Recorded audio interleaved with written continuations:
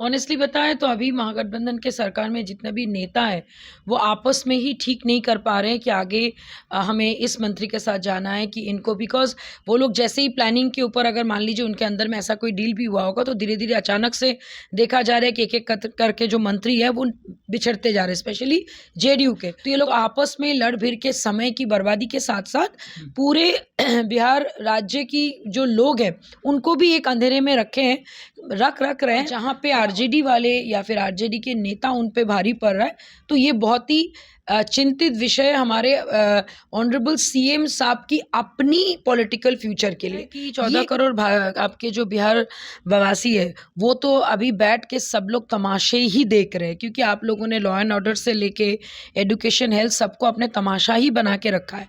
और जितने भी नेता जब भी कोई बाहर निकल रहा है वो कल जाके एक नई पार्टी बना ले भाई अब तो मैं अकेला हो गया हूँ, अब अगर मैं कैबिनेट विस्तार अगर मैं ये करूंगा तो पता चला कि आरजेडी वाले ज़्यादा आ गए और 25 में फिर सीएम शिप के लिए डेप्यूटी सीएम को कोई रोक नहीं सकता है।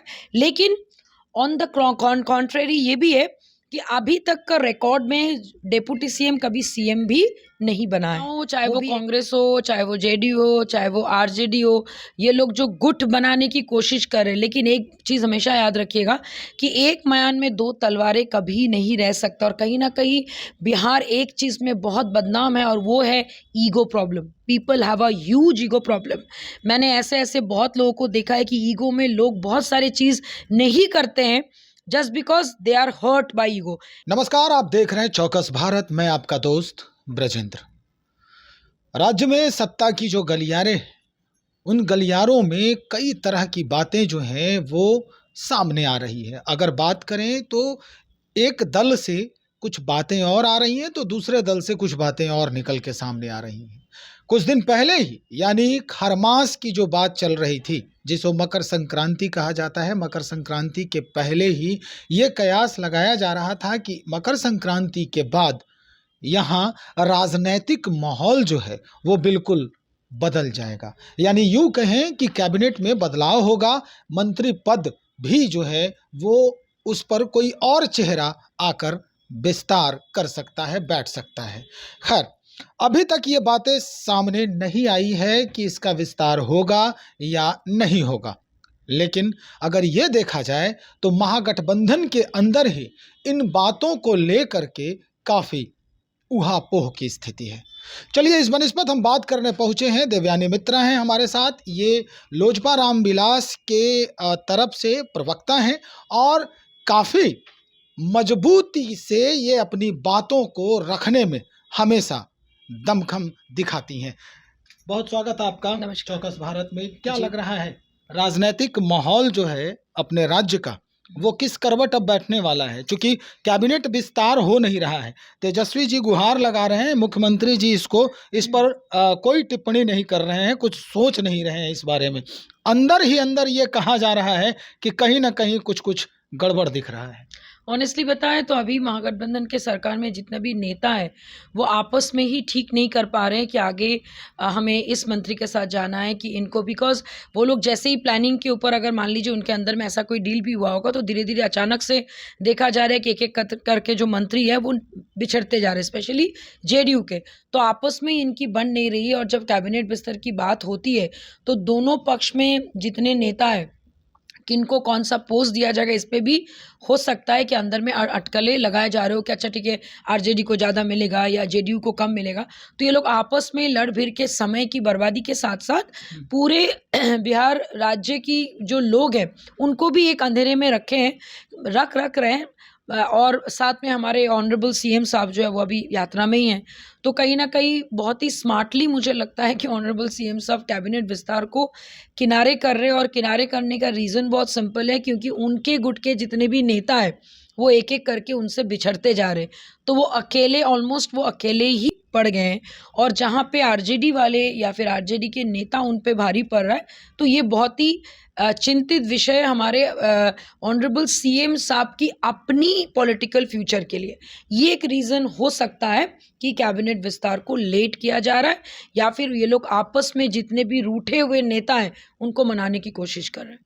मकर संक्रांति के पहले ही बात हुई थी कि मकर संक्रांति के बाद यानी जो दशा है वो बदलेगा, उसके बाद राज्य की राजनैतिक दशा भी बदलते दिखेगी। लेकिन अभी तक इस पर कोई कार्रवाई नहीं होना, ये जो स्थिति बन रही है, असंतोष जगा रहा है या फिर कुछ और मसला जो है वो सामने निकल के देखिए, आएगा? मुझे तो ऐसा लग रहा है कि 14 करोड़ आपके जो बिहार वासी है, वो तो अभी बैठ के सब लोग तमाशे ही देख रहे हैं, क्योंकि आप लोगों ने लॉ एंड ऑर्डर से लेके एजुकेशन, हेल्थ, सबको अपने तमाशा ही बना के रखा है।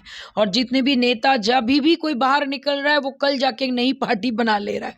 तो पता चला कि JDU, जे के नाम पे अलग पार्टी, डी के नाम पे अलग पार्टी, यू के नाम पे अलग पार्टी, ये अब सब हम लोग को देखने को मिलेगा। तो कहीं ना कहीं मैं तो बोलूँगी इट्स गुड कि लोगों में इतनी अवेयरनेस आ गई है, नेताओं में इतनी अवेयरनेस आ गई है कि भाई जिनका साथ हम लोग इतने सालों से दे रहे थे, मैं बात कर रही हूँ डेफिनेटली हमारे मिस्टर मालूम नहीं सीएम के बारे में, क्योंकि उनका नाम हम लोगों ने मिस्टर मालूम नहीं सीएम रखा है, क्योंकि उनको कुछ आजकल पता होता नहीं है। तो ये उनके लिए बहुत ही ख़राब स्थिति है। एंड ऑनेस्टली बताएं, मुझे बहुत दुख होता है बार बार उनको, उनके बारे में उनको टारगेट करना, क्योंकि एट दिस एज जबकि उनको लोगों का प्यार, ब्लेसिंग्स और सम्मान मिलना चाहिए, वहाँ पे अपने घरों के लोगों से भी उनको तिरस्कार मिल रहा है और बिहार के जनता भी उनसे नाराज़ है। इतना दिन से समाधान यात्रा में थे, एक क्या होना चाहिए था ना कि समाधान यात्रा पे आप आगे निकलते जा रहे हो और पीछे का दिन जैसे डे 1 से लेके मान लेते कि आज डेट 14 है, 15 है, तो भाई आपका 14 दिन में कम से कम एक समाधान अगर आप कर देते तो लोगों का एक विश्वास आपके प्रति आता, या फिर आपको खुद अपने आप में अच्छा फील होता। तो ये कहीं ना कहीं अलग अलग माने आपके ये जितने भी मिनिस्टर्स हैं, उनको फाइनली पता चल गया कि उनके पर्सनल स्ट्रेंथ क्या है, और उसी नीति के ऊपर ये लोग भी मज़े ले रहे हैं और आराम से बैठे। और हमारे ऑनरेबल सीएम कहीं ना कहीं उनका भी एक मान लीजिए डर हो या फिर एक क्वेश्चन उनके भी मन में, एक रियलिटी चेक है कि भाई अब तो मैं अकेला हो गया हूँ, अब अगर मैं कैबिनेट बिस्तर अगर मैं ये करूँगा तो पता चला कि आरजेडी वाले ज़्यादा आ गए और 25 में फिर सीएम शिप के लिए डेप्यूटी सीएम को कोई ऐसे सीएम को कोई रोक नहीं सकता है। लेकिन ऑन द कॉन्ट्रेरी ये भी है कि अभी तक का रिकॉर्ड में डेप्यूटी सीएम कभी सीएम भी नहीं बना है, वो भी एक चीज़ है। तो देखिए क्या होता है। कांग्रेस पार्टी की तरफ से भी कुछ दिन पहले ये बयान आया था, या प्रेस कॉन्फ्रेंस में जो अध्यक्ष हैं यहाँ के प्रदेश अध्यक्ष, उन्होंने भी कहा था कि इट मे बी कि एक दो लोग जो हैं वो, चूंकि अभी महागठबंधन में वो भी सहयोगी हैं, तो उधर से भी जो है वो मंत्री पद के लिए शामिल हो, उनको भी कैबिनेट में शामिल किया जाए।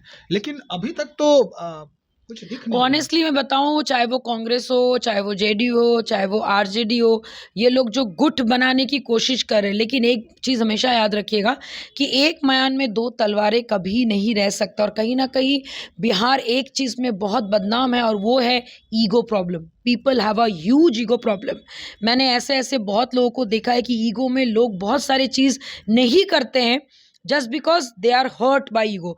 इनको फ़र्क ही नहीं करना आता कि रेस्पेक्ट और ईगो में एक थिन लाइन होता है। अगर रेस्पेक्ट पे कोई बात आई तो चॉइस डेफिनेटली आप करो, लेकिन ईगो पे लेके राजनीति नहीं होती, कोई काम नहीं होता है।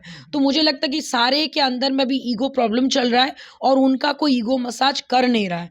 मैं भी ईगो में, आप भी ईगो में, सब अपने अपनी ईगो में आराम से बैठे हुए हैं। और हमारे ऑनरेबल सीएम साहब, मिस्टर मालूम नहीं सीएम साहब, आजकल इसीलिए उनका एक टैगलाइन आ गया, हमें तो मालूम नहीं, हमें पता नहीं। तो वो इसीलिए हो रहा है बिकॉज ही इज़ टफ, माने he is facing a real tough time to face the egoistic ministers जो उनकी बातें नहीं सुन रहे, या फिर हमारे ईगोइस्टिक और सेल्फ प्रोक्लेम मिस्टर मालूम नहीं सीएम जो हैं वो भी उनको समझाने में असमर्थ हैं। कहीं ना कहीं everybody is dealing with a ego problem, इसके वजह से ये चीज़ें हो रही है। आखिर में एक सवाल और आपसे, ये कि क्या लगता है ये महागठबंधन जो है, जिस तरह की स्थिति बनी हुई है, चूंकि आरजेडी के तरफ से उन्हीं के जो नेता हैं वो तरह तरह के बयान अपने मुखिया के लिए दे रहे हैं। जैसे अगर हम सुधाकर जी की बात करें, अगर हम बात करें उपेंद्र कुशवाहा की उस तरफ से, तो जेडीयू के तरफ से उपेंद्र कुशवाहा देख ही रहे हैं कि अब डील के लिए साक्ष्य मांग रहे हैं, वो भी कि क्या आप दोनों में डील हुआ। तो ये स्थिति जो है वो कहाँ ले जा रही है? लग रहा है कि आप लोगों के जो भविष्य है, राजनैतिक भविष्य है अपने राज्य में, वो पता चला, मैं आपको सच बता रही हूँ, 25 में या 24 में पता चला कि भाई ना कोई जेडीयू को वोट दे रहा है, ना कोई आरजेडी को वोट दे रहा है। जनता एक ऐसे छाप पे वोट देगा जिसकी कल्पना शायद हम और आप कर ही नहीं पा रहे, क्योंकि लोग इतना तंग आ चुके, ऊब चुके हैं। कभी ये इसको छोड़ के जा रहा है, कभी वो उसको छोड़ के जा रहा है, फिर एक दूसरे के ऊपर टिप्पणी कर रहे हैं। और हमारे ऑनरेबल सीएम साहब की बहुत खराबी है कि उनका पास रिकॉर्ड अगर आप देख लीजिएगा, ही हैज़ फेल्ड टू बने उनके जो करीबी जो नेता थे, चाहे आरसीपी सिंह हो, चाहे आपके लेट शरद यादव हो, या फिर जॉर्ज फर्नांडिस जैसे नेता हो, उनको अपने साथ वो कभी रखने में समर्थ नहीं। उनका है कि भाई काम निकल गया, अब इसको साइड करो। तो अगर वो अगर वो सेम पॉलिसी अगर वो उपेंद्र कुशवाहा जैसे नेता के साथ करेंगे, जबकि वो हमेशा नीतीश कुमार जी का साथ दिए और उनके बारे में जब भी कोई कुछ बोला है तो उन्होंने उस चीज़ को फेस किया, आंसर हमेशा वही देते थे। तो अगर वो निकल के ये बात कर रहे हैं तो उस बात में ये ऊपर ऊपर नहीं, ये बहुत डेप्थ की बात है। और ये डेप्थ को नापने का काम जो है, ये तो मैं बोलूँगी कि मीडिया से बेटर और कोई नहीं कर सकता है। चलिए, बहुत शुक्रिया जानकारी देने के लिए आपका। तो हमारे साथ देवयानी मित्रा जी लोजपा रामविलास के प्रबुद्ध प्रवक्ता हैं, और जितनी बातें इनसे हुई और जो जानकारियां जो है अपडेट हुई, दैट मीन्स कि अब जो है बहुत कुछ बदलाव होने वाला है राजनैतिक महकमे में अपने राज्य की। लेकिन हमें इंतज़ार करने की ज़रूरत है और बने रहने की ज़रूरत है। हम आपको सारी बातों से रूबरू कराते रहेंगे और अपडेट रखने का हरदम प्रयास करेंगे। आप बने रहें हमारे साथ। बहुत शुक्रिया आपका।